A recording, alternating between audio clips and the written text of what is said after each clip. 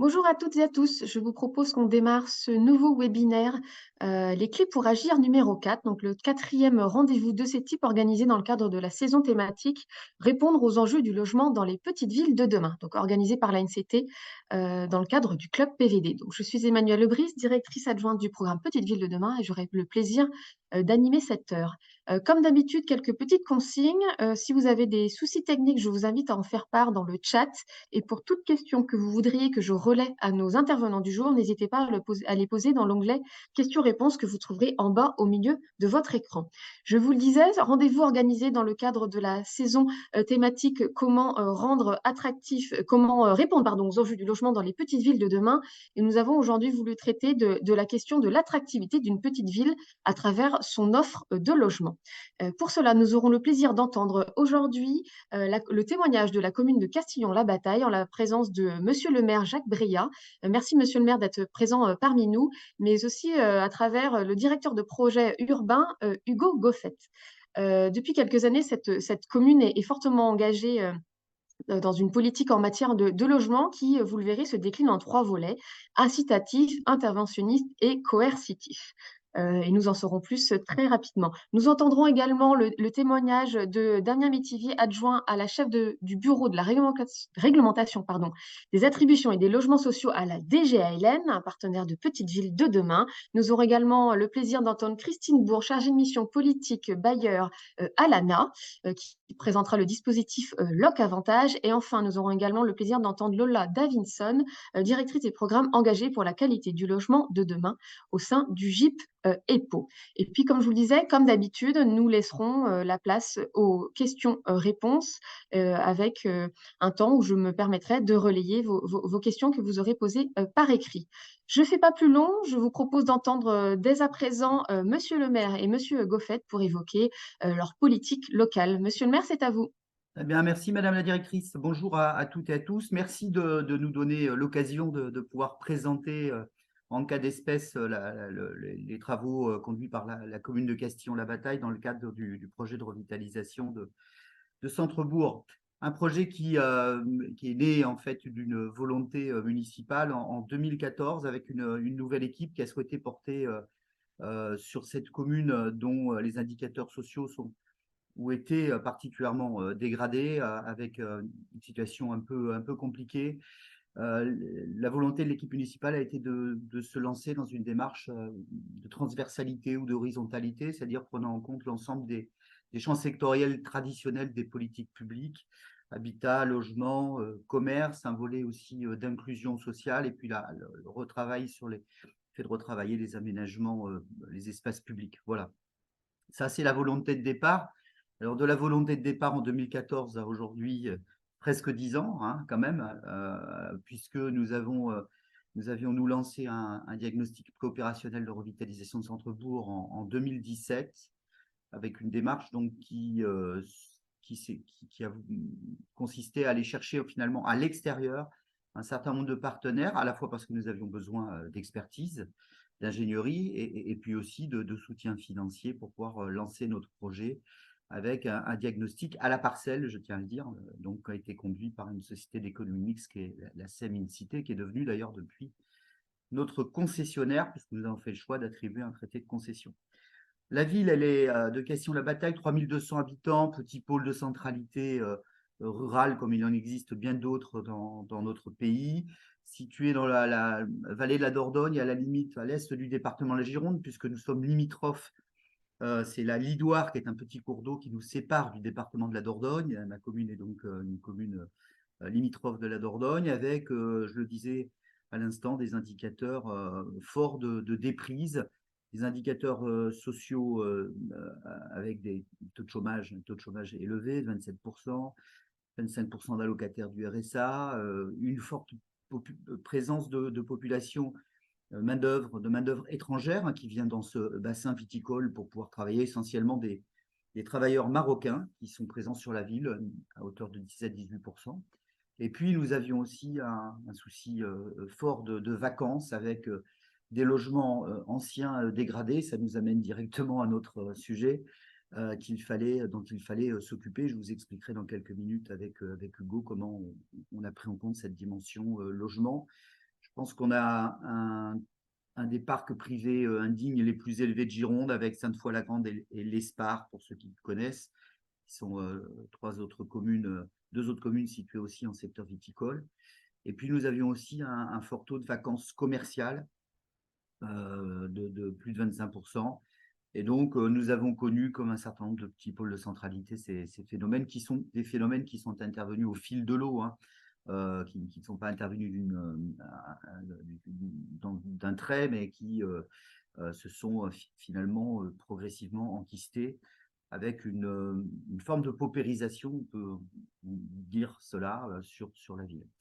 Et donc, le souhait avec les experts qui nous ont accompagnés sur la partie diagnostic, c'était de se dire que nous étions dans une phase où nous n'avions pas le luxe d'amorcer des politiques sectorielles les unes derrière les autres. Voilà. Et donc, il nous fallait pour cela développer une stratégie d'intervention que nous avons définie en ce qui nous concerne en 4 volets, 4 grands axes, remettre de l'activité à l'intérieur de la ville. Et ça concerne la redéfinition du parcours marchand et la façon dont on peut évidemment s'attaquer aux questions de la vacance commerciale. Retravailler l'habitat et le logement, parce que nous sommes face à un paradoxe. Nous avons à la fois des façades du 18e qui sont magnifiques, mais dès qu'on pousse les portes, on a de l'indignité, on a évidemment des enjeux de rénovation thermique, et puis nous avons aussi des phénomènes de marchands de sommeil, puisque un certain nombre de propriétaires indélicats ont tendance à créer du surpeuplement dans des petits logements peu adaptés. Et essentiellement, ce sont des surpeuplements liés à des personnes qui viennent travailler, hein, sur la zone d'activité qui est la nôtre, viticole. Il fallait aussi qu'on travaille sur la partie accueil, puisque nos aménagements, nos espaces publics ont été créés pour la plupart dans les années 60, et donc avaient besoin d'être rénovés. Donc, on a aussi travaillé sur cette question. Et puis, une forte dimension inclusive, je le disais dans mon propos liminaire, parce que il n'est pas évidemment question de transformer Castillon ou de gentrifier cette commune, qui aura toujours la vocation d'accueillir un certain nombre de personnes qui sont des travailleurs agricoles, donc travailleurs modestes, mais qui souhaitent, c'est l'ambition portée par la ville et l'équipe municipale, qui souhaitent les accueillir mieux, surtout, et le faire en prenant en compte des dimensions qui sont des dimensions très urbaines de densité du tissu urbain, qui font qu'à un moment donné, il est nécessaire aussi de retravailler tout ça si on veut que les puissent vivre ensemble dans de bonnes conditions. Voilà, ça c'était le projet de départ. Et donc, ce projet sur la partie habitat-logement qui nous occupe plus particulièrement aujourd'hui, il se déroule, ou en tout cas, il s'articule à travers plusieurs volets. Un volet incitatif que je vais commencer à exposer avec vous, sur lequel, bien sûr, Hugo, vous pouvez intervenir à tout moment, hein. Il n'y a pas de susceptibilité d'auteur sur ces questions, surtout que c'est vous qui avez largement travaillé à la mise en forme. Et donc, un volet incitatif parce que, bien évidemment, on le verra quand on passera sur les 2 autres volets, interventionniste et coercitif, il nous semblait important d'avoir une démarche équilibrée.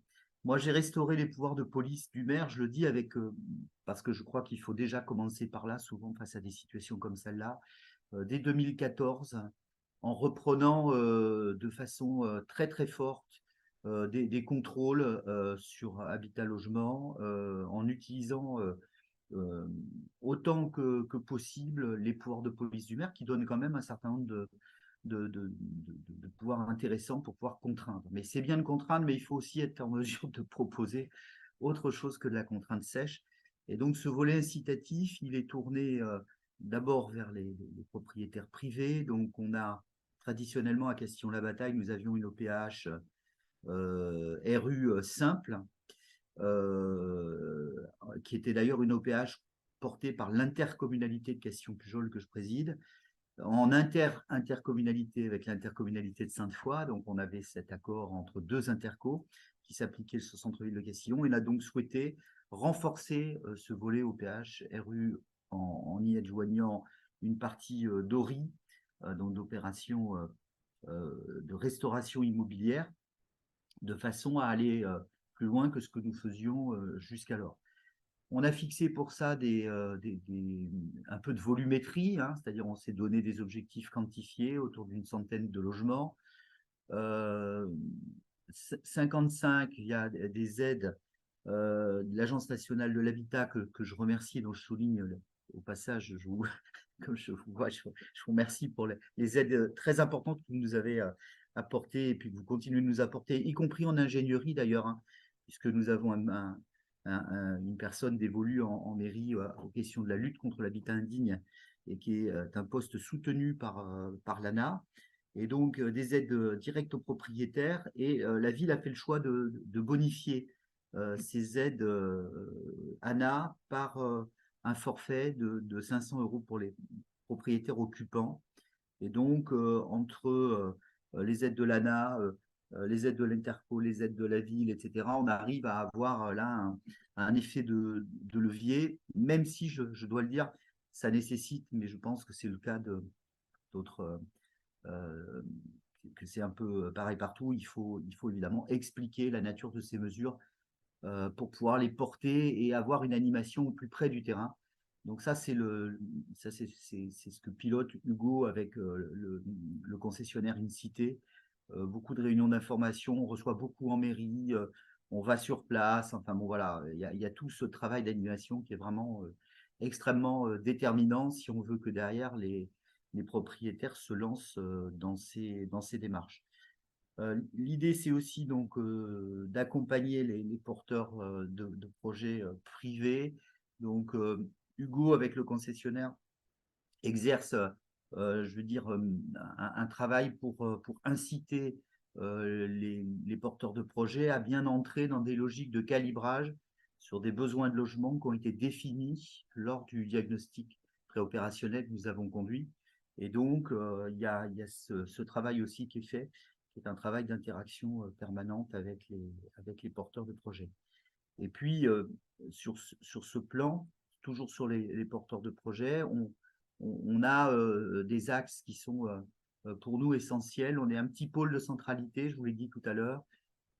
On a aujourd'hui 6 à 7 points de plus de seniors que dans les communes autour de Castillon-la-Bataille, dans notre bassin de vie, ce qui est compréhensible puisqu'on offre aux seniors de nombreux services et puis des aménités de centre-ville, qu'elles soient fondées sur les services publics, des services commerciaux, médicaux, etc. Et donc, on s'est aperçu qu'en fait, on a un tissu urbain et une typologie de logement qui n'est pas du tout adaptée au vieillissement des seniors. Chez nous, ce sont essentiellement des petites maisons de ville, 2-3 étages, et on comprend qu'effectivement, quand on vieillit, on n'a pas nécessairement envie de venir dans les petites maisons de ville de 3 étages, ce qui pose des problèmes, par rapport au vieillissement. Et donc, on travaille avec 3 axes importants. D'abord, avec l'établissement public foncier Nouvelle-Aquitaine à la préemption d'un certain nombre d'immeubles sur lesquels on va remettre de l'horizontalité, c'est-à-dire que plutôt que d'avoir des maisons qui sont sur 3 étages, avec un escalier souvent d'ailleurs en colimaçon qui monte sur les 3 étages, l'idée c'est de retravailler des plateaux horizontaux avec plusieurs immeubles, de façon de pouvoir les rendre accessibles aux seniors. On a aussi un très très beau projet qui lui relève plus de l'innovation, l'expérimentation sociale, qui est un projet d'habitat partagé avec donc finalement une société coopérative d'intérêt collectif qui s'appelle Habitat des Possibles, qui est aussi une association, mais on a monté le projet sous forme de SIC. Et donc nous avons fait l'acquisition pour cela d'un immeuble dégradé en centre-ville, qui était l'ancien immeuble du docteur généraliste qui avait pris sa retraite. Et on va créer dans cet immeuble, on appelle souvent l'immeuble du docteur, on va créer 9 habitats partagés. Là aussi, on a un soutien, hein, Hugo, de l'Agence nationale de l'habitat Oui, sur oui, ce volet. effectivement, Alana accompagne sur le financement des projets. Et c'est aussi un projet qui a été lauréat de l'AMI Bien Vieillir de la NCT. C'est un très beau projet, donc 9 logements, avec évidemment donc une partie de loyer modéré pour que les personnes de notre bassin de vie, vous en doutez, qui ne sont pas extrêmement fortunés, puissent accéder, avec une partie habitat partagé en bas, cuisine partagée, jardin partagé, salon partagé, une chambre pour que les petits-enfants des personnes âgées puissent aussi venir visiter leurs aïeuls. Voilà, c'est un beau, très très beau projet. La ville est intervenue à hauteur de 230 000 euros de mémoire sur l'acquisition de l'immeuble. Et ensuite, c'est la société coopérative qui porte le projet de rénovation pour plus d'1 400 000 euros, Hugo, hein, c'est ça, de mémoire? Les derniers chiffres, oui, c'est ça, 1,4 million. Ouais. On a évidemment un renchérissement là, mais la société coopérative porte et on porte ça sous forme d'un bail à caractère amphithéotique. Voilà. Je ne sais plus de combien d'années il est, par contre, mais enfin, 45 ans. 55 ans, c'est ça? 45 ans. 45 ans. Donc, il est probable que ce n'est pas moi qui verrai revenir le bien dans le patrimoine de la ville. Voilà, autre projet, cette fois-ci un projet privé, c'est le dernier que je voulais évoquer sur la partie senior.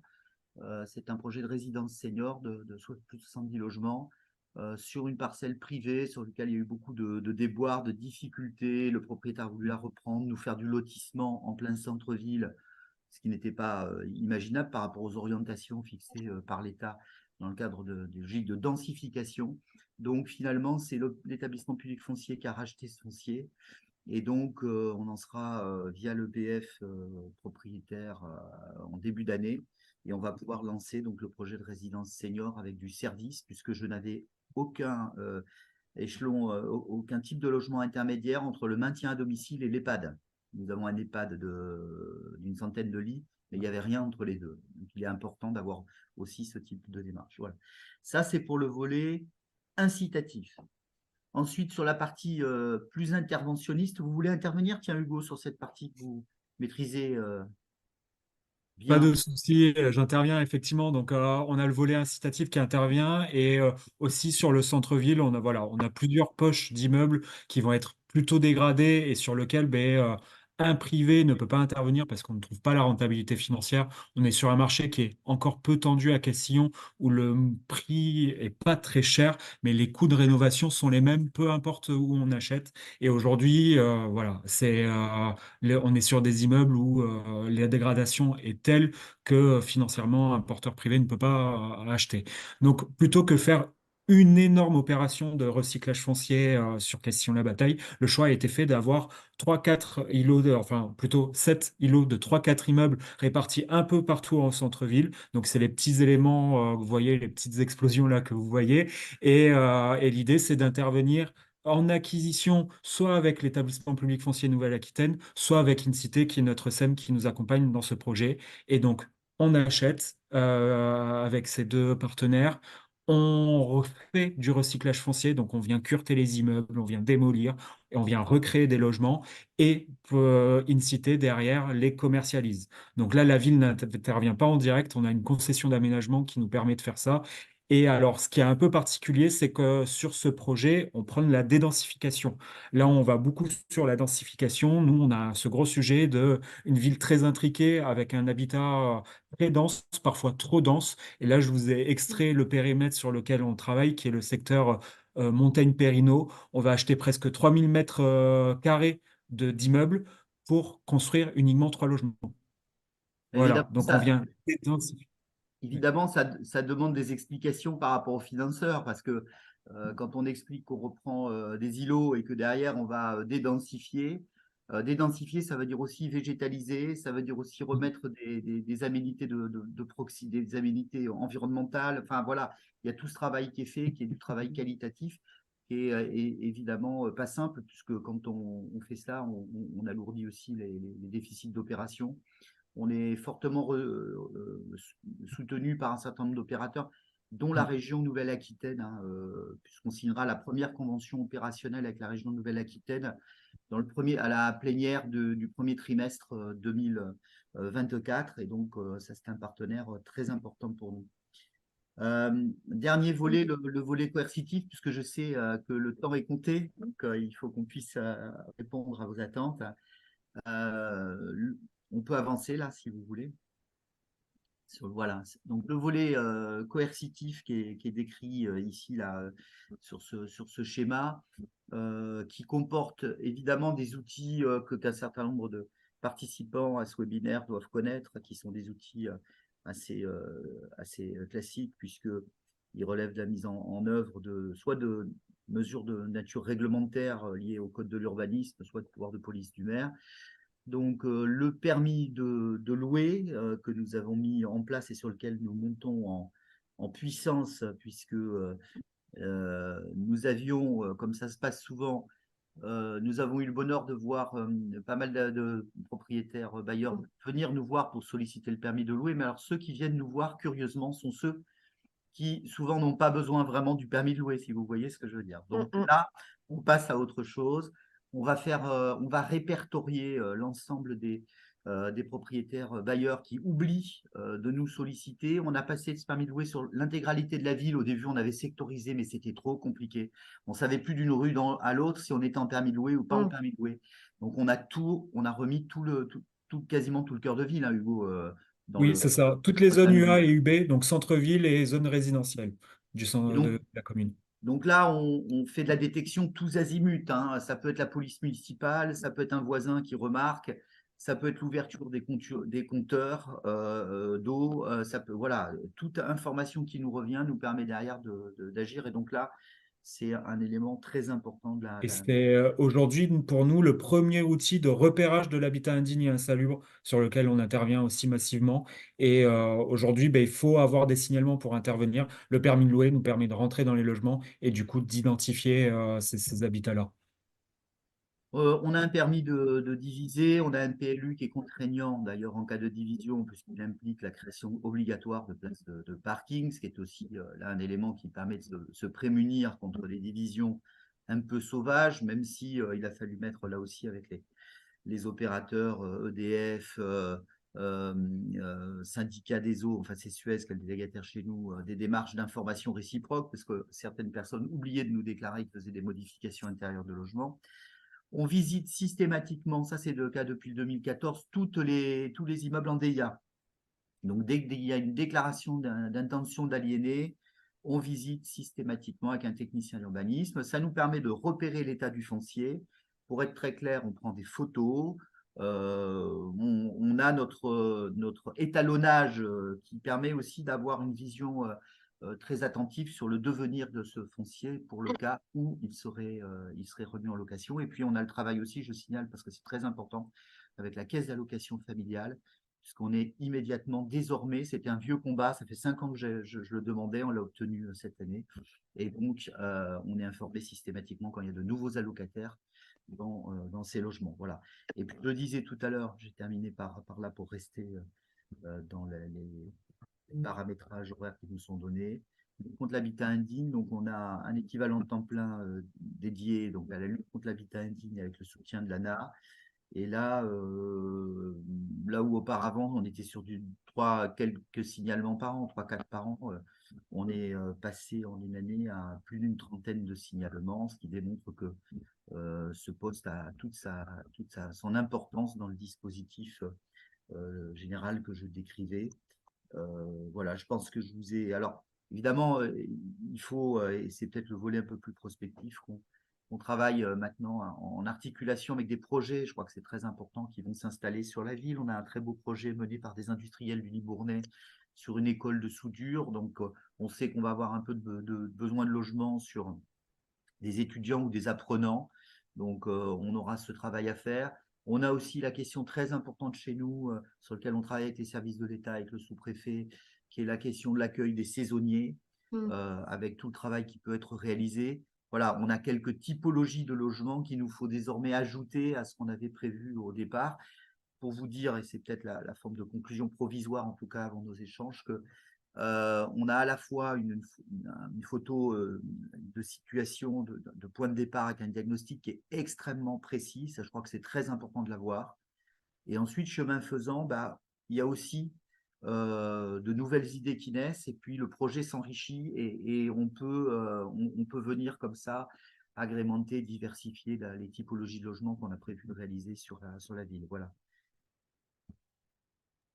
Merci, beaucoup, monsieur le maire, pour votre intervention, voilà, très complète, qui montre comment, une politique du logement est pensée et surtout, mise en œuvre à travers ces différents volets. Il y a eu quelques questions qui ont été, posées. J'invite peut-être Hugo à regarder, le chat, mais je vous les relayerai en fin de webinaire, pour laisser, maintenant la main à Damien, Métivier pour son intervention. Damien, je te laisse, parler au nom de la DGLN. Merci. Merci. Alors bonjour à toutes et à tous. C'est une intervention qui sera un peu centrée sur le logement des jeunes, donc notamment les apprentis, les apprenants ou les saisonniers, qui sont aussi des jeunes dont parlait Monsieur le maire. Peut-être tout d'abord quelques mots sur les enjeux. Le logement, évidemment, ne doit pas être un frein aux études.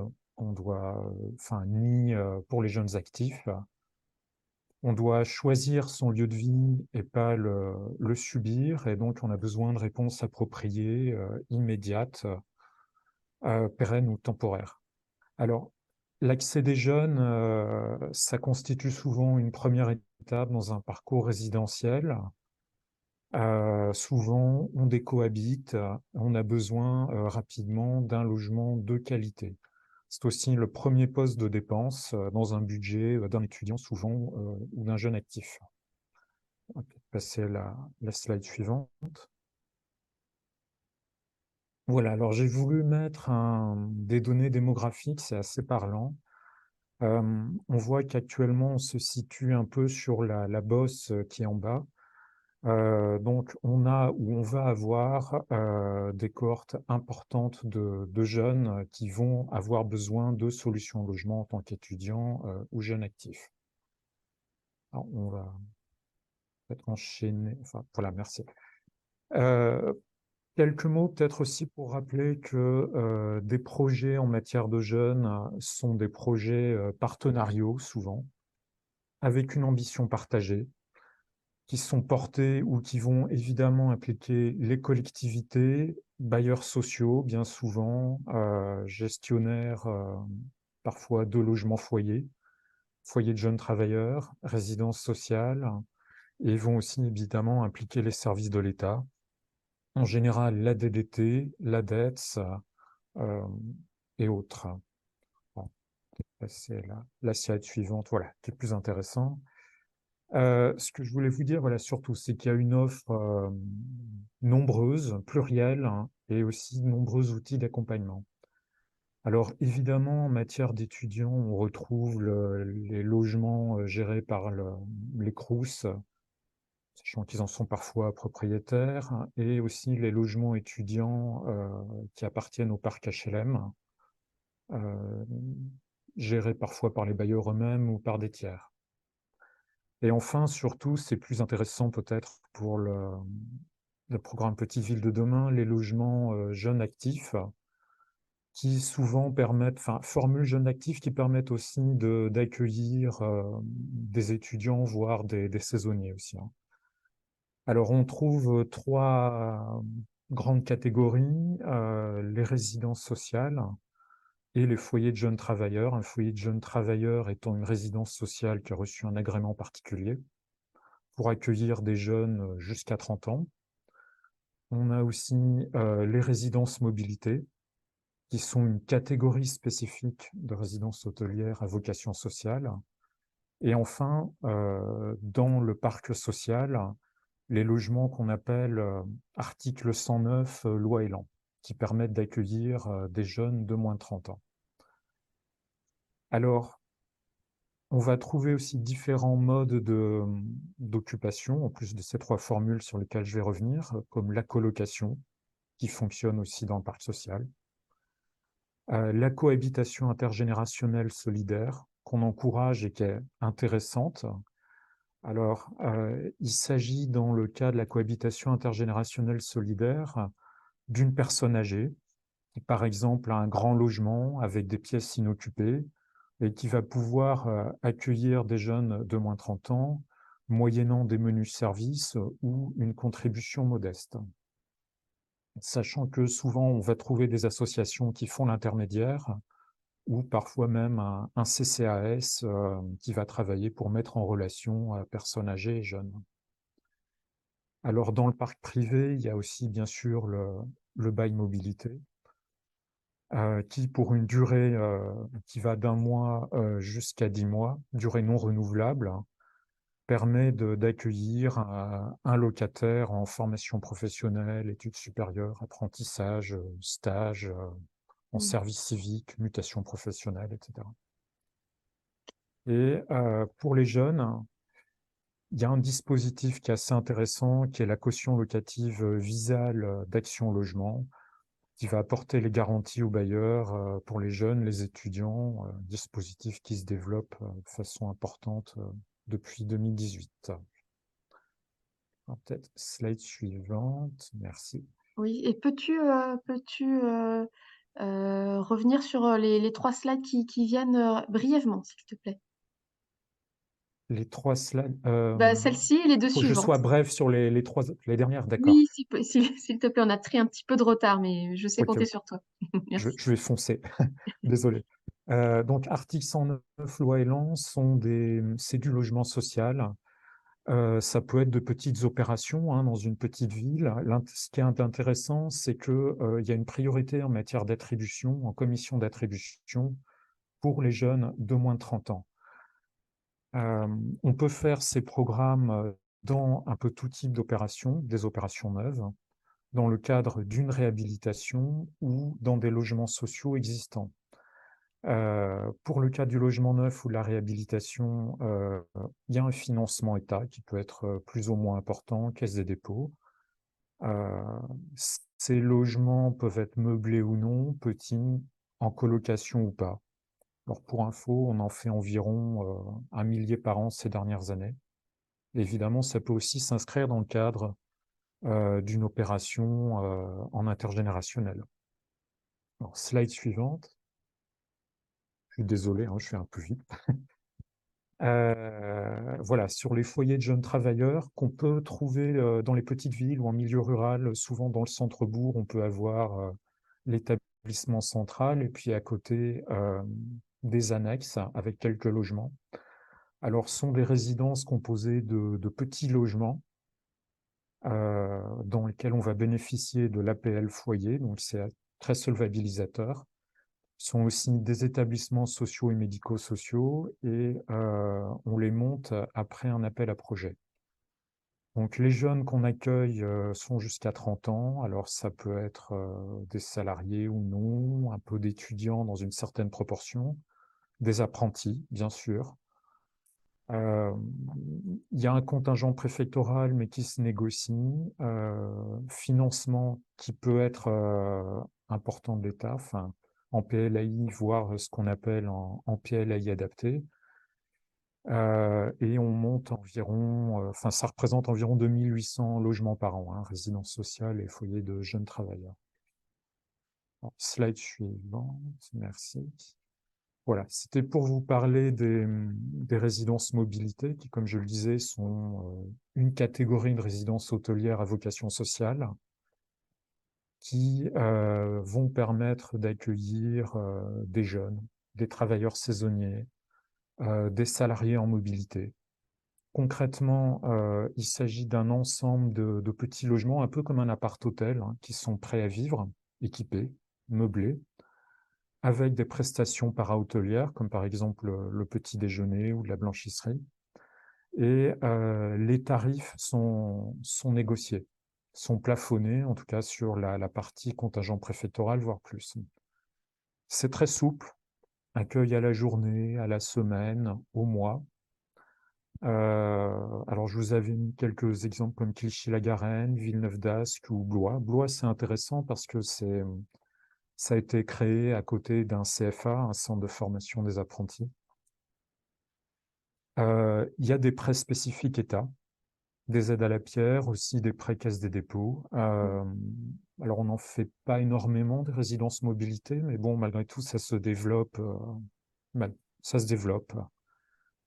Alors, je le disais, une ORHVS, c'est aussi les besoins des saisonniers. Et par exemple, moi, je vous encourage à aller voir celle de Libourne, Mm. qui a été réalisée en Gironde pour répondre aux besoins des saisonniers de toute la région.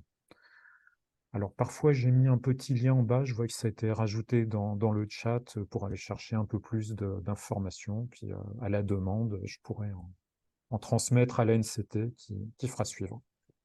Oui, exactement. Nous mettrons à disposition déjà le replay et puis toutes les ressources que tu voudras bien nous transmettre. Merci beaucoup, Damien. Je vous propose d'entendre maintenant, un peu sans transition, Christine Bourg de l'ANA pour évoquer aussi un dispositif qui s'appelle le Loc Avantage. Christine, je vous en prie. Oui, bonjour à toutes et tous. Merci à l'ANCT pour l'invitation. Je ne vais pas vous parler que de Loc Avantage parce qu'il y a quand même des petites actualités, notamment sur la rénovation énergétique, qui ne sont pas liées à Loc Avantage, mais on fera un zoom en effet sur Loc Avantage. Donc, ça va faire le lien aussi avec ce qu'a dit Monsieur le maire, ce qu'a présenté Monsieur le maire par rapport aux aides que l'ANA accorde, notamment aux propriétaires bailleurs. C'est important de le rappeler parce que ça peut être vraiment très intéressant dans le cadre d'opérations programmées effectivement installées par les collectivités ou même dans ce qu'on appelle en diffus, c'est-à-dire en dehors des opérations programmées. Des aides sont également possibles aux propriétaires bailleurs. Alors, je vais d'abord faire un point. Là, vous voyez sur cette slide, de manière simplifiée, apparaissent les trois grands types d'aides possibles de l'ANA aux propriétaires bailleurs, dont MaPrimeRénov', qui est quand même notre aide, j'allais dire emblématique de l'ANA depuis maintenant 2 ans, 3 ans. Cette année, pour 2024, on met en place vraiment des aides très largement revalorisées, bien sûr, si vous voulez, sur directive gouvernementale. C'est vraiment une priorité du gouvernement. Donc, tant pour les propriétaires occupants que bailleurs, un effort très significatif est fait pour aider davantage aux rénovations énergétiques. Donc, deux grands types de rénovation possibles, ce qu'on appelle MaPrimeRénov' simple, c'est-à-dire ça va être des aides forfaitaires par rapport à des gestes de travaux réalisés. Donc, je vous ai mis là, par exemple, un exemple d'intervention, et puis une aide qui vise au contraire une rénovation globale, donc ce qu'on appelle désormais MaPrimeRénov' parcours accompagné, avec des aides largement supérieures.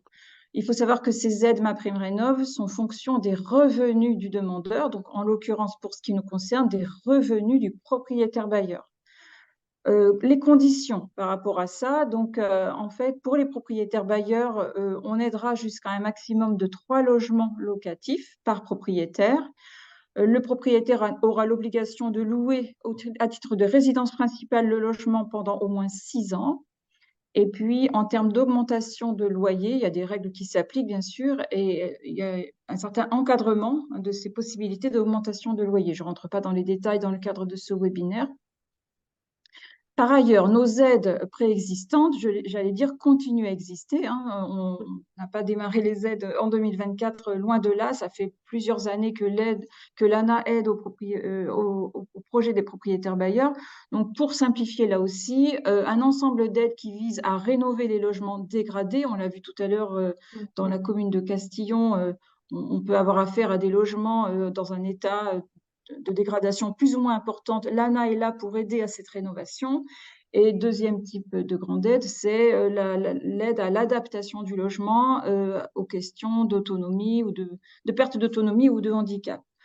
Alors, ce qu'il faut comprendre, c'est que ces deux autres aides, je ne parle pas de MaPrimeRénov', mais de MaPrimeLogement décent et MaPrimeAdapt', elles sont encore conditionnées aujourd'hui à obligation de conventionner le logement. Donc, c'est là qu'on va pouvoir parler de Loc Avantage. Donc, conventionner le logement, c'est un engagement réciproque entre l'ANA et le demandeur qui, moyennant une aide de l'ANA, le demandeur s'engage à conventionner le logement, c'est-à-dire à louer le logement dans des conditions particulières, à la fois de plafonnement du niveau de loyer et de ressources du locataire. Moyennant quoi, il pourra bénéficier donc du régime fiscal Loc Avantage, de la réduction d'impôt Loc Avantage. Donc, si vous voulez bien, on va passer un tout petit moment dessus. Alors, bien comprendre, Loc Avantage, c'est un dispositif fiscal. il est possible d'en bénéficier si on recourt effectivement à certaines aides de l'ANA, puisque les aides sont liées à l'obligation de conventionner, mais aussi si on ne recourt pas à ces aides et qu'on a simplement envie de conventionner pour bénéficier de la réduction d'impôt, on peut également, bien sûr, y prétendre. Donc, 2 moyens d'accéder à ce conventionnement et à cette réduction d'impôt. Donc, pourquoi c'est intéressant dans une collectivité, dans une commune, d'avoir des logements conventionnés? Monsieur le maire l'a dit tout à l'heure, c'est la possibilité de permettre une offre locative de qualité tout de même, puisque le logement est supposé être décent, hein, donc y compris sur le volet thermique, donc à loyer abordable, c'est-à-dire en dessous des valeurs de marché. Donc, c'est intéressant aussi parce que dans les communes qui sont soumises au décompte des logements sociaux SRU, eh bien, une partie de ces logements, les plus sociaux, rentreront dans ce décompte. Donc, c'est aussi quelque chose à prendre en compte. Pour les locataires, c'est intéressant parce que non seulement le loyer est maîtrisé, mais les charges aussi, je le disais, on n'a pas de passoire thermique. Lorsqu'on est en logement conventionné, on est certain de ne pas avoir de logement classé F ou G. Donc, ça, c'est aussi un point intéressant. Et puis, donc, pour le bailleur, je le disais, ça ouvre droit à une réduction d'impôt plus ou moins intéressante suivant les efforts consentis en fait sur le niveau de loyer. Donc, c'est ce que j'explique ensuite. Donc, les modalités, le bailleur signe avec l'ANA une convention, il s'engage à louer pendant au moins 6 ans ce logement nu à titre de résidence principale. Il fait le choix entre 3 niveaux de loyer possibles. Loyer en gros intermédiaire, social, très social. Donc, chacun va correspondre à un niveau de loyer plus ou moins bas. Et il louera des locataires sous plafond de ressources selon ces 3 loyers. Je vous ai mis le schéma, on ne rentre pas dans le détail aujourd'hui, mais voilà, plus le loyer est bas, plus la réduction d'impôt sera intéressante. Voilà, donc c'est un calcul à faire par rapport à chaque bailleur, à sa situation personnelle, à sa situation de revenus, c'est des calculs à faire pour voir là où il se retrouve le mieux. L'intermédiation locative, je voulais aussi en parler, puisqu'en fait, l'avantage fiscal, il est bonifié en cas de recours à l'intermédiation locative. Et ça, qu'est-ce que c'est l'intermédiation locative? Donc, l'intermédiation locative, c'est un dispositif social qui est promu aussi par le gouvernement.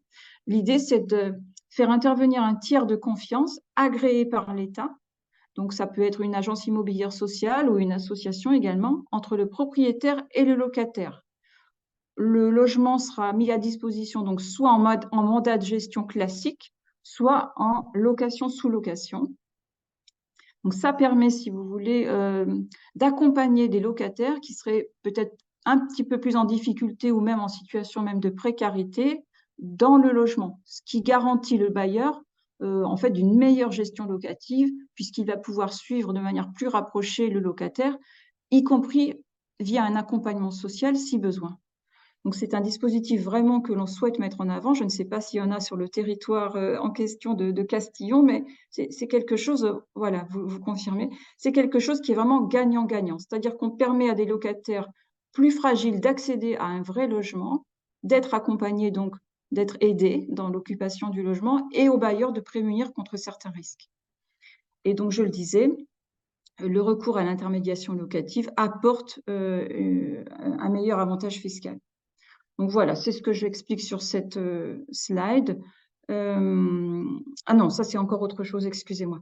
Donc voilà, j'arrête là. Maintenant, je vous parle d'un autre produit très intéressant. Je le fais très vite, mais je pense que c'est vraiment intéressant que les communes aussi aient bien en tête ce dispositif.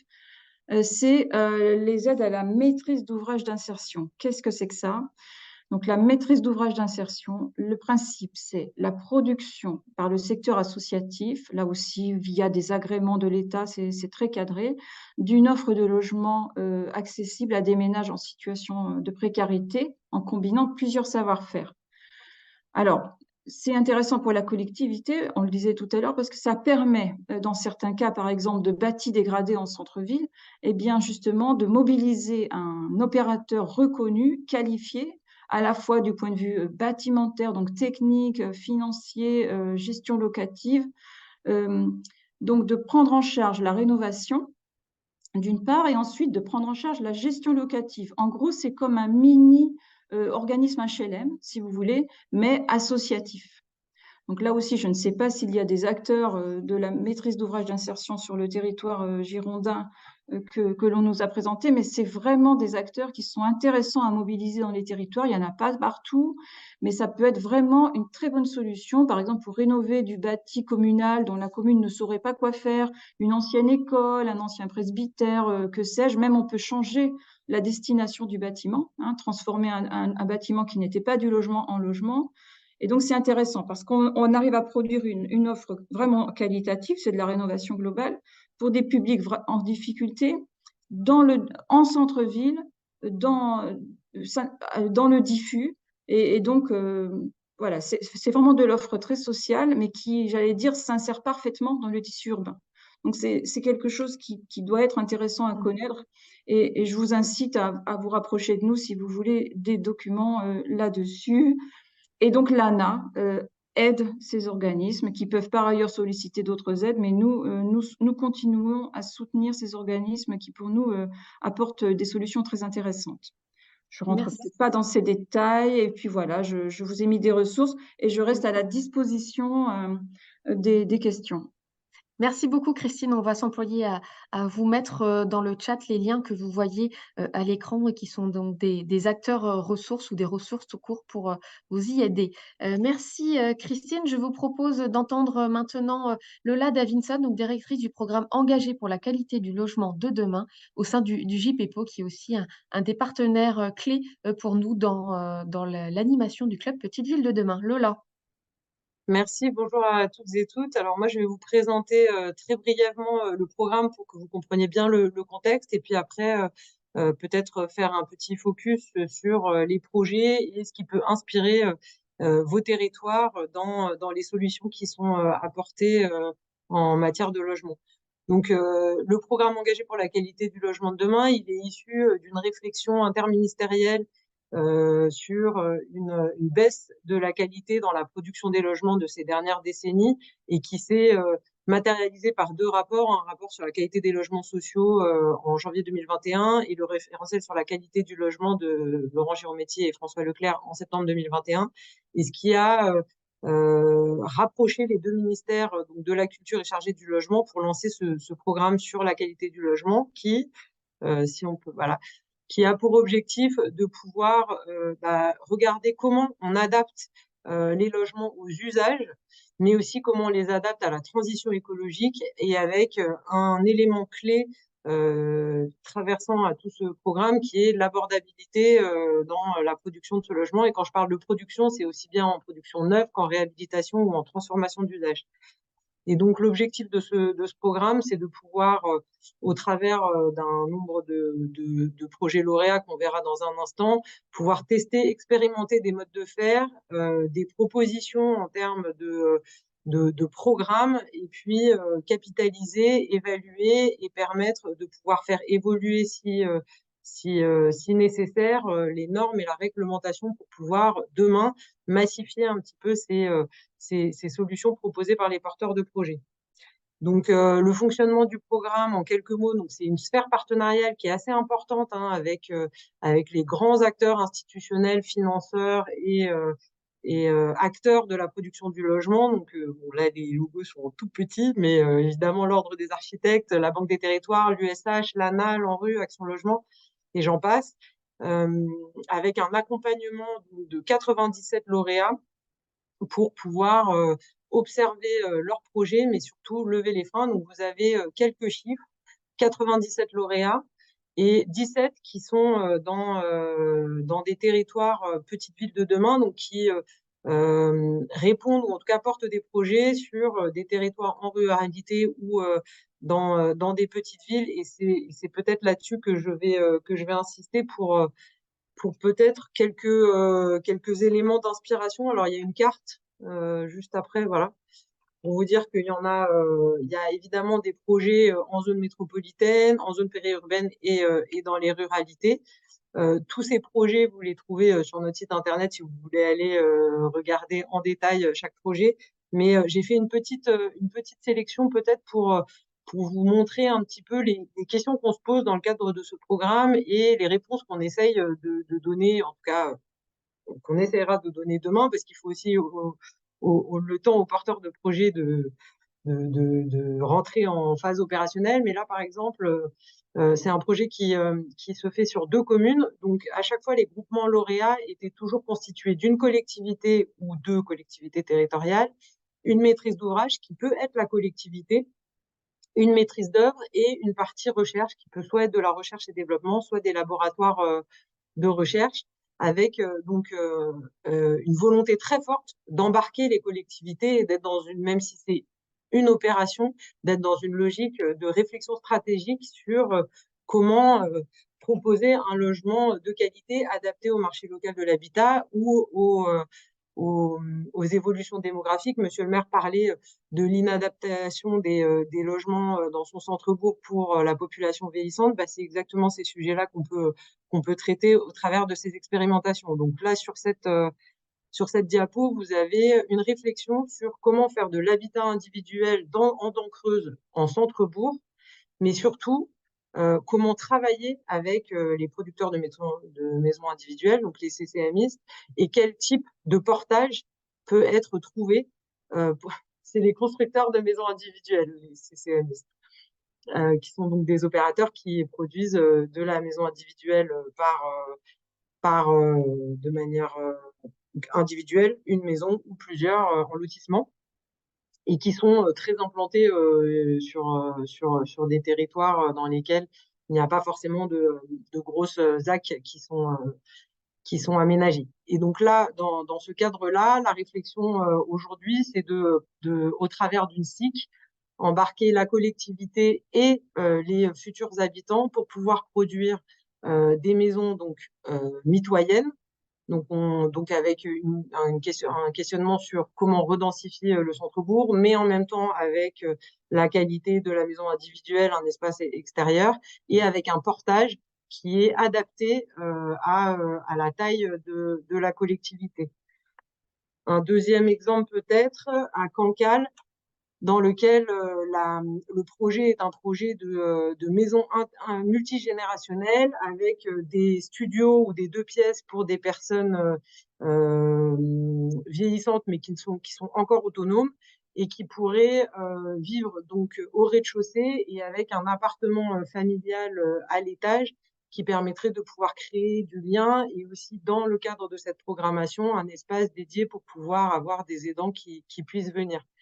Pour la petite histoire, dans ce projet, il y a aussi une dimension expérimentale en termes de processus constructif parce que donc sur le territoire de Cancale, ils essayent de travailler à la création d'un béton d'huître. Donc il y a aussi toute une dimension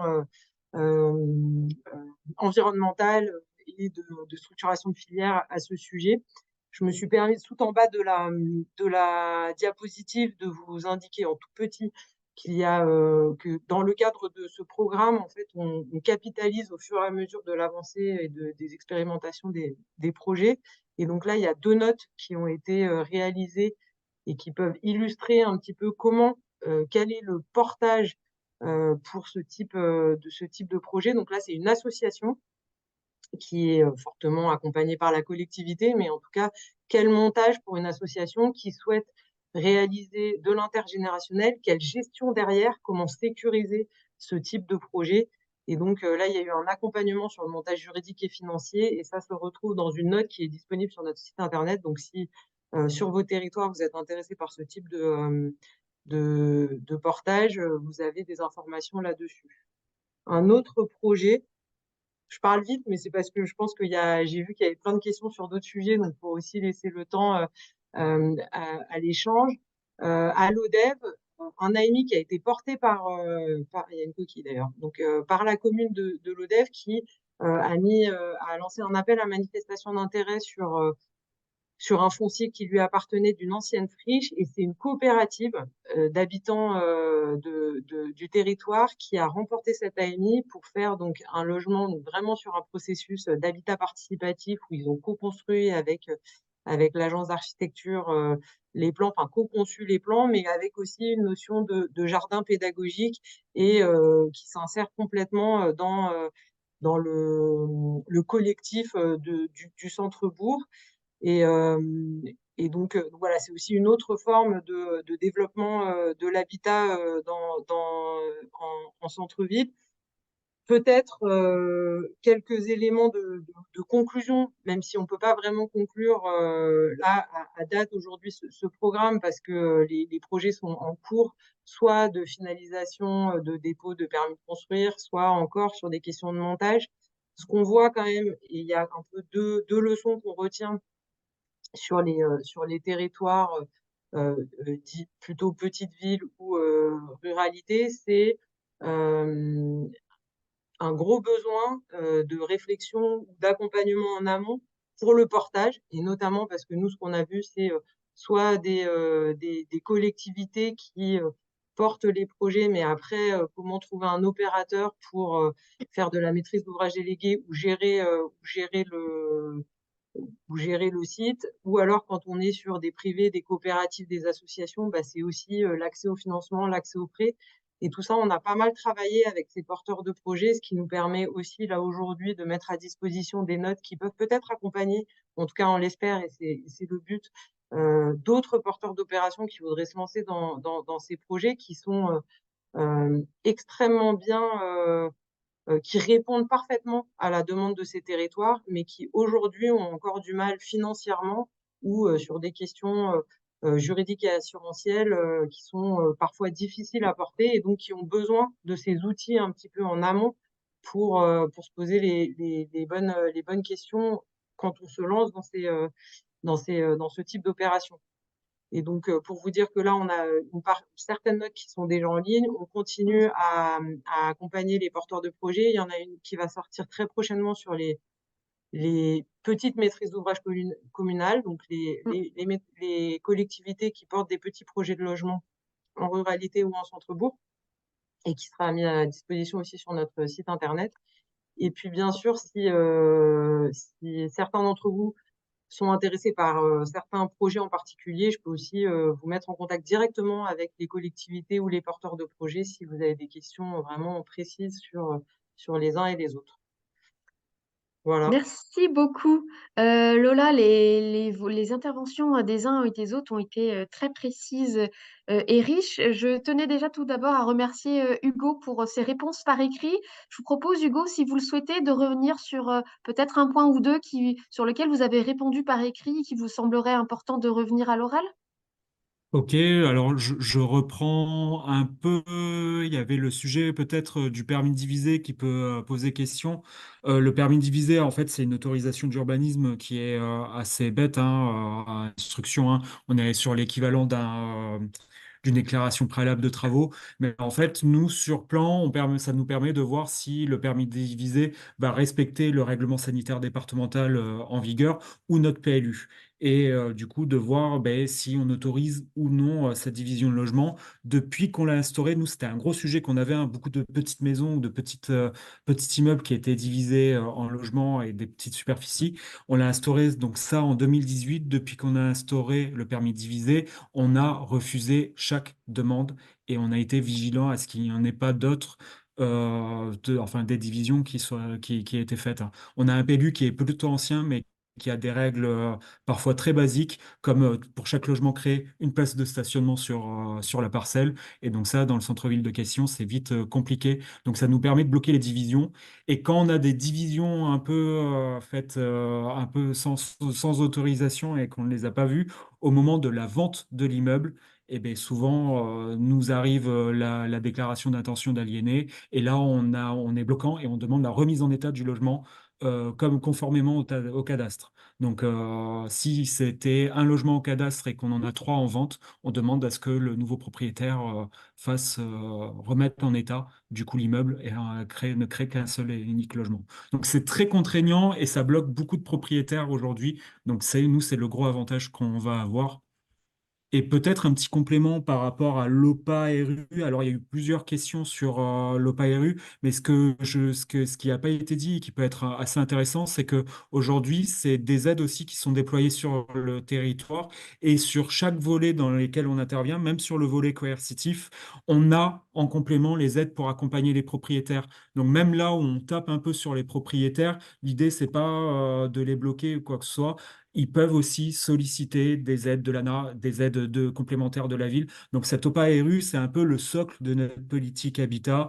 Ça nous permet d'avoir l'accompagnement dédié enfin pour les propriétaires, un accompagnement technique et en plus financier. Et même quand on sort, nous, les gros sabots, on ouvre toujours la porte aux aides en disant on vous laisse pas dans la situation et sans aucune solution non plus. Voilà. Merci beaucoup, Hugo. Avant de donner la parole à Monsieur le maire, Lola, est-ce que vous voulez bien répondre rapidement à la question de est-ce que le programme que vous a présenté amène un appui technique ou du financement? Oui, oui, tout à fait. Alors le programme, il est aujourd'hui, il est clos entre guillemets, c'est-à-dire qu'il y a 97 lauréats qui sont accompagnés par la direction de programme pour pouvoir lever les freins qu'ils observent dans le cadre de leur expérimentation. Donc effectivement, on peut les accompagner sur des questions juridiques, des questions de normes, etc., et faire appel à l'ensemble de la sphère partenariale pour essayer de répondre à ces questions.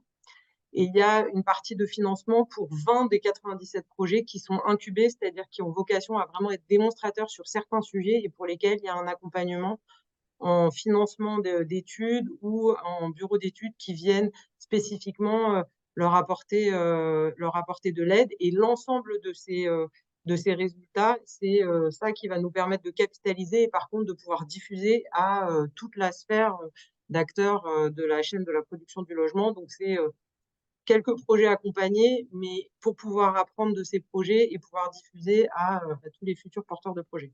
Voilà.